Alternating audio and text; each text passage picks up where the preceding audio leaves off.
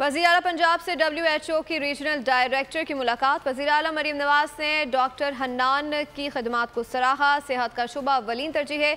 वज़ीर आला मरीम नवाज से कहा कि WHO के साथ मुकम्मल ताउन और मुआवनत की जाएगी। देही अवाम के लिए 32 फील्ड अस्पतालों फंक्शनल कर दिए हैं। मजीद जाने थे नुमाइंदा बोली फातिमा शराजी से। जी फातिमा, आगाह कीजिएगा।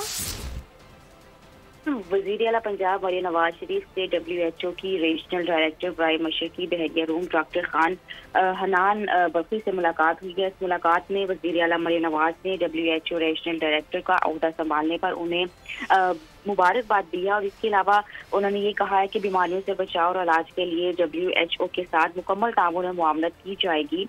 सेहत के शोबे में अवलीन तरजीह है। मरीम नवाज शरीफ ने मजीद ये कहा कि दिल्ली अवाम के लिए 32 फील्ड अस्पताल फंक्शनल कर दिए गए हैं, जो कि पंजाब हुकूमत का बहुत ही अहम प्रोजेक्ट था।